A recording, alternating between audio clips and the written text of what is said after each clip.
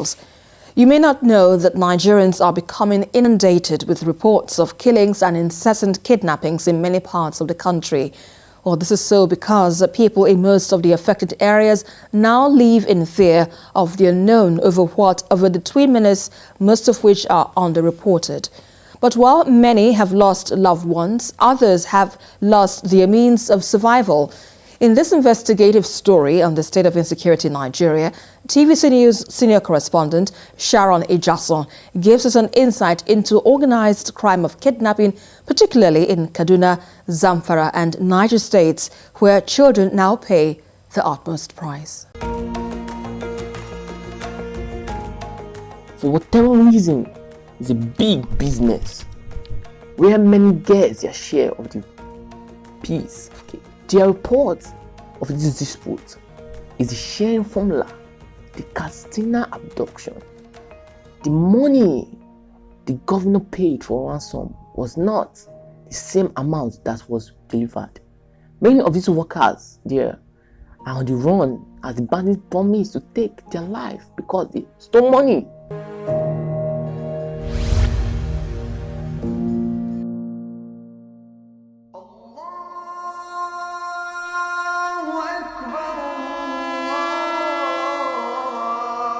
Clear skies, unusual calm and unspoken fear in northwest Nigeria and almost every corner of the country. Across Nigeria, Boko Haram has left a trail of death and destruction, all in the name of religion. Boko Haram insurgents, again.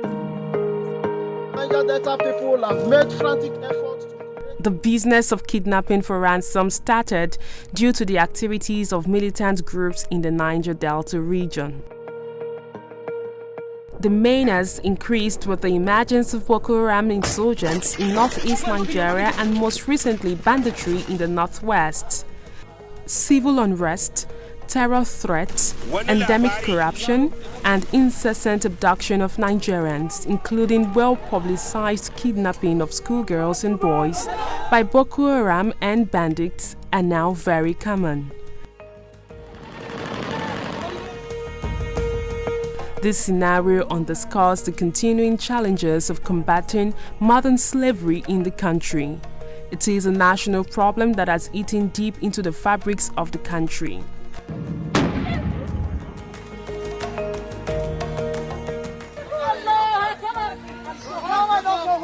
But the cases are rising at the moment due to terrorism, insurgency and other forms of political violence. These include death of a school pupil and kidnapping of 27 others from the Government Science College Kaduna, Niger States on the 7th of February, and abduction of 279 female students from the Government Girls Science Secondary School Jengabe in Zamfara State on the 26th of February. Also, the kidnapping of about 30 students from the Federal College of Forestry Mechanization, Kaduna on the 11th of March, making it Nigeria's third abduction from academic institutions in 2021 and the fourth since December 2020.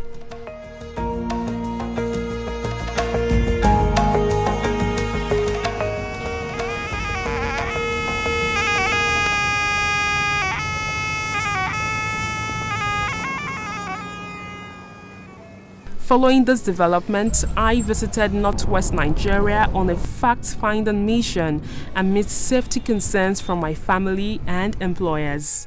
But there was still that need to tell the story.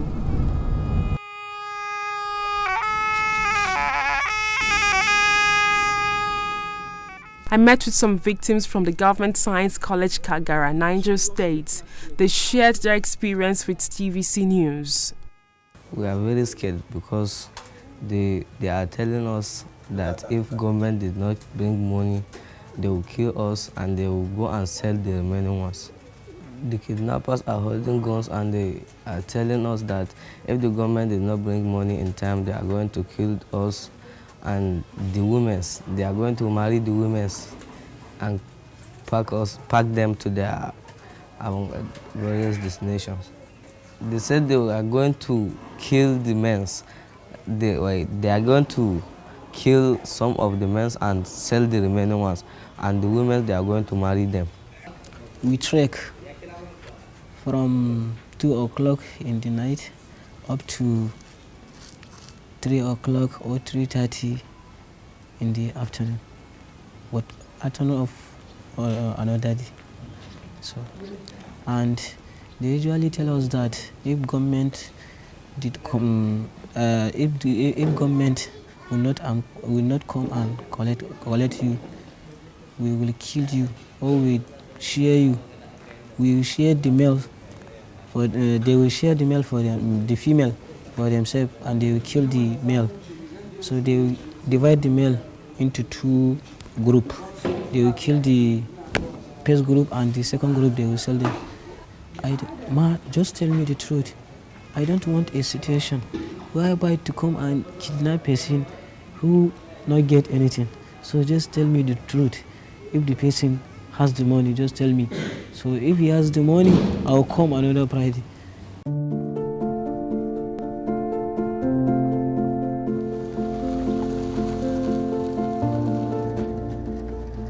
Shortly after speaking with the boys, I visited the school where the abduction took place. The site was nothing to write home about. The devastation could still be felt.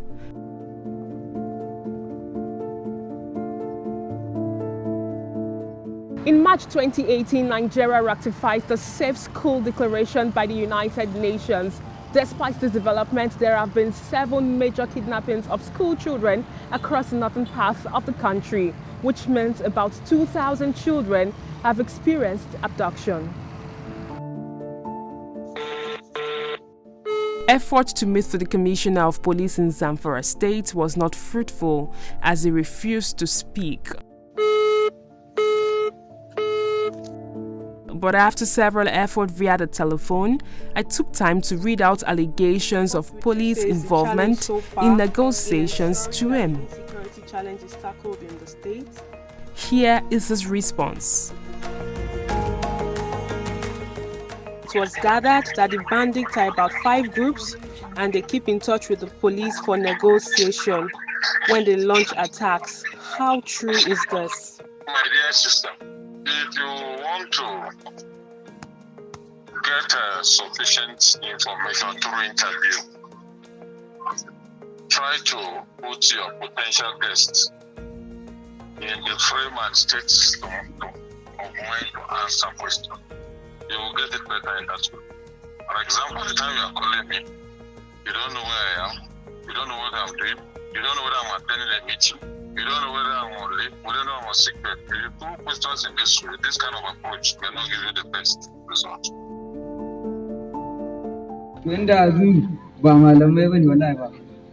Despite open display of negotiation with bandits by popular Islamic scholar Sheikh Ahmed Gumi, kidnapping still thrives in the region.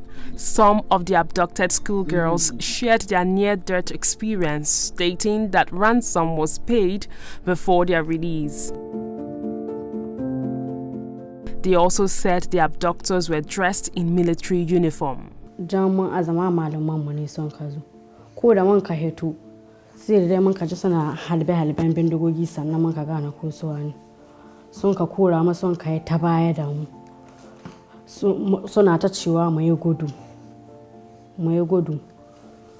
suna halbe-halben bindiga suna Allahu akbar ba wani shege ba an ce jan gibe ba ta shigowa ba ƙarya ne muna ta gudu da cikin dare har sahiya ta waye muna ta hiya da sahiya ta waye ne son ka kai mu wani wuri son ka aji man ka kayan da manyan su nan ne son ka ci wa'anda ba su iya ta hiya su hitu a goya su ga mashin wa'anda kuma ka iya ta hiya su ci gaba da ta hiya wa'anda ba su iya ta hiya son ka goya su ga mashin mu kuma saura mun ka ci gaba da ta hiya muna ta hiya har kusan ƙarfe 1 na rana.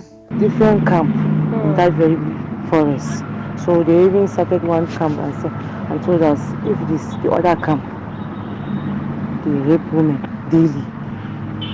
So they say we are lucky to be in their camp. Kullum lokacin mata sa a dawowa so biyu na ci abinci. daga na uku ana da huwa sai an kace muna ga idan ubanku ku tashi a ta gida. Ni ina ma kwakwanci har na ware kwana. Nan suka ce muna yanzu mun kusan kai kusan sai in mun ka kama tahiya akwai tirela uku wata ta ta kwasan mu. Muna ta tahiya ba mu ka motoci ba sai sun ka kai mu wurin wa'anda sun ka taho an samu. Sun ce ba su bayar da mun sai an ba su miliyan 100. If a kidnap happens and the hostages are released within 2 days, 2 or 3 days, know that it's an indication that the ransom was paid. And then, of course, the negotiators were not very good. Negotiators were not very good because they didn't negotiate properly.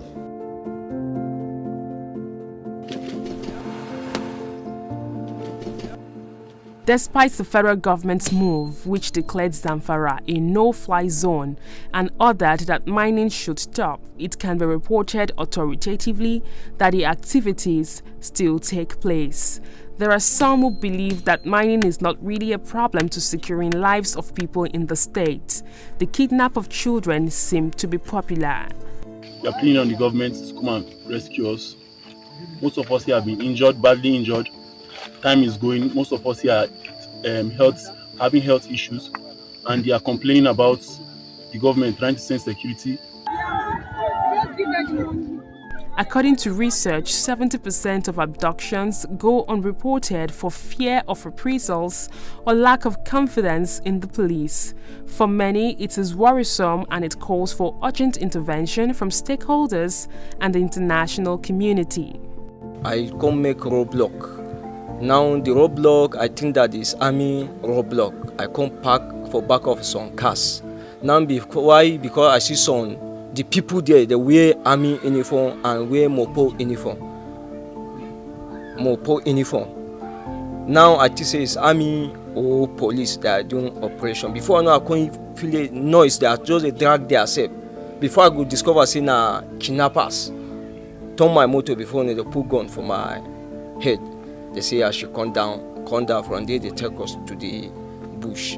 Now I spend 1 week for their hand, see every day beating. Now they say as we people, we don't like them, we know they support them. Then now the only people they go pity because of say na money they go fit collect. Even though they won't follow waiting our people they do them, then they go kill us. Tango sha where they continue beat us like this after a week. That is why my people start hustling, they start communicating with my people, how they go take pay me from their hand. They start from 10 million, start drag till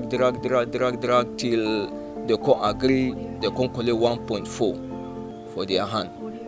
That is where they take rescue me. This helicopter we always patrol all the time. We always passing up every day to say the patrol for kidnapper. Even me where I did it, I saw the helicopter almost 2 times. It's moving in the bush. Now I don't know where the helicopter know they see the people in down here, or I don't know what the patrol is doing. I don't know. That is why sometimes we are trying to say something, we say government is aware. That is why government leaves them, they are doing what they want. That is the truth. More than 2 weeks for the hand, and by the grace of God, ransom was paid before I was released. And now that for like 2 weeks now again, my senior brother was also kidnapped, and some of the ransom was so paid before he was released. So for now we are like seriously begging government to take action and to help us out. Since we are not finding it easy. We are doing our best. Remember when we closed the borders, we found out that still somehow the terrorists or the abductors still get weapons and ammunition. They still take people hostages. They are collecting millions of naira. We have a lot of work ahead of us, and some of the things we may not say. I don't want to compromise the security and the efforts being put by the law enforcement agencies.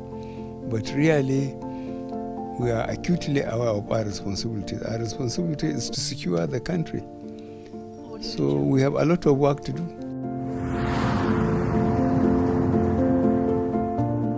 In a statement issued by Amnesty International in December 2020, more than 1,100 people were killed by bandits in northern Nigeria, and none of the attackers has been brought to justice.